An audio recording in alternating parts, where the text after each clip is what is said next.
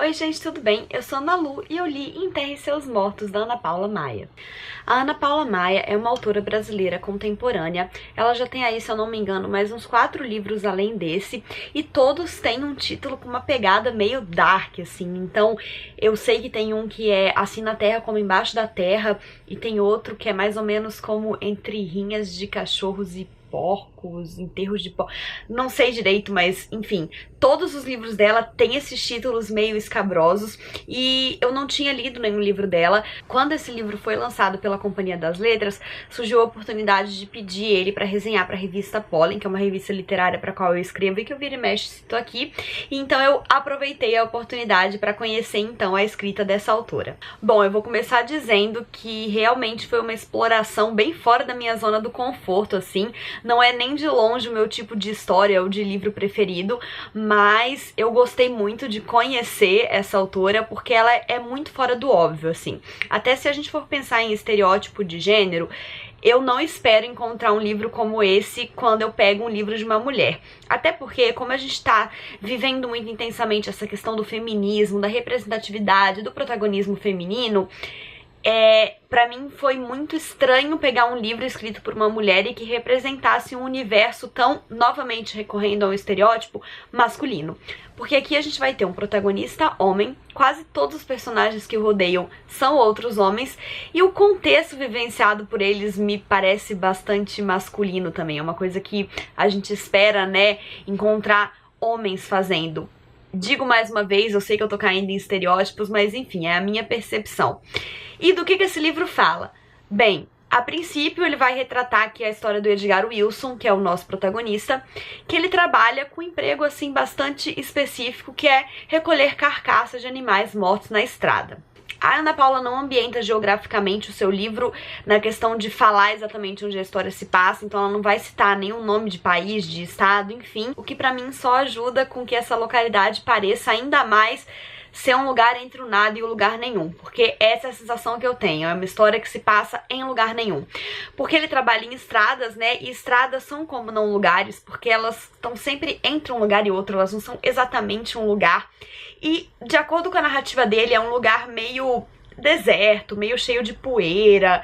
É um lugar que realmente, assim, não é muito habitado. É uma beira de estrada. Eu já viajei muito de carro pelo Brasil com os meus pais, porque eu sempre morei longe da família, e sempre tem esses pedaços da estrada que parece não ter vida por ali, e é bem assim que eu imagino a ambientação dessa história. Porque esse cara faz aí esse trabalho dele, de recolher os animais das estradas, e ele praticamente não convive com pessoas. Até que, um belo dia, ele encontra um corpo de uma mulher jogado ali perto, né, do lugar onde ele foi recolher um bicho. E aí é muito engraçado porque ele vive um dilema que é: esse não é o trabalho dele, ele não tem que recolher corpos de pessoas. Além desse não ser o trabalho dele, ele não pode fazer isso, assim, legalmente, e não é um trabalho da empresa dele, então ele não tem como justificar uma viagem carregando um corpo no carro dele que não seja de um animal. Só que ao mesmo tempo tem uma pessoa morta ali no meio do nada e ele não quer deixar essa pessoa apodrecer ali porque, porra, né, coitada, ela vai acabar assim, desse jeito, jogada ali no meio do nada. Então ele vai começar a viver uma saga com esse corpo que ele encontrou, porque ele vai enfrentar muitos problemas para conseguir então que esse corpo tenha um destino. E isso vai acontecer mais de uma vez ao longo da história. O título do livro é bem significativo, Enterre Seus Mortos, e ele aparece no momento do livro que pra mim foi genial, num diálogo assim que eu não imaginava. Esse livro me remeteu muito também ao livro Confissões do Crematório, da Caitlin Doughty, eu acho que é esse nome. Eu já fiz resenha aqui no canal, vou deixar o link nos cards, que é um livro de não ficção que saiu pela editora Darkside, onde a autora conta vivências, experiências e reflexões que ela teve trabalhando há alguns anos na indústria da morte.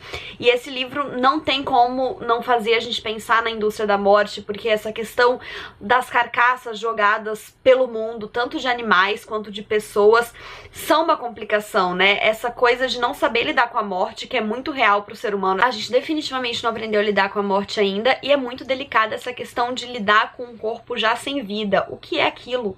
Aquilo é uma pessoa? O que a gente faz é o ideal, porque a gente ocupa muito espaço do mundo enterrando pessoas. Será que essa seria a forma correta de fazer isso? Como fazer isso? O que são corpos sem vidas? O que eles representam, né? Então, eu achei que mesmo nessas poucas páginas e trazendo uma história que a princípio não é muito reflexiva, a autora trouxe essas indagações, assim, pelo menos pra mim. Além disso, eu acho que o livro tem uma forte crítica social e política, porque além dessas questões da morte, a gente vai lidar com questões de burocracia junto, né, aí do personagem principal e da saga dele pra enterrar esse corpo, e dessa questão do trabalho dele ser especificamente com animais, dele não poder lidar com as pessoas.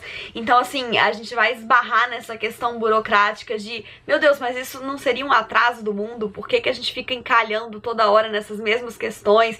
Então, assim, eu achei que esse livro é um trabalho bastante completo pelo tamanho dele. A gente tem aqui 131 páginas que eu li em uma tarde. Tudo bem que a minha proposta era fazer uma maratona literária, mas eu acho que a história, ela flui bem. E mesmo com essa pouca quantidade de páginas, a gente tem uma história sólida, que não pretende sair de um lugar e nem chegar em um lugar, mas enquanto uma passagem, ela não deixa de ser uma história sólida. Ela traz reflexões, ela traz críticas sociais, e de uma forma ou de outra também, o livro não deixa de quebrar um estigma, um estereótipo relacionado à literatura produzida por mulher, porque, como eu já falei, eu mesma não imaginaria nunca pegar um livro escrito por uma mulher e encontrar isso aqui. Muito provavelmente, se o livro não tivesse assinado e eu tivesse que ler a história sem saber nada do autor, eu acharia que ele tinha sido escrito por um autor. Mas não, foi por uma autora, e eu não tenho, assim, como não parabenizar a Ana Paula por desconstruir mais isso, assim, por escrever livros que não são óbvios de forma nenhuma. Então, assim, como eu já comentei, não é um livro que é o meu tipo preferido de livro, definitivamente não é algo que está dentro da minha zona de conforto. Não pretendo sair lendo todos os livros da autora, mas achei incrível a oportunidade de conhecê-la e recomendo pra quem, né, gosta de histórias desse tipo ou também tá a fim de dar um pulinho aí pra fora da literatura mais confortável. E então é isso, gente. Espero que vocês tenham gostado desse vídeo. Não esqueçam de se inscrever no canal se ainda não forem inscritos e dar um joinha se curtiu. Um beijo e até a próxima. Tchau!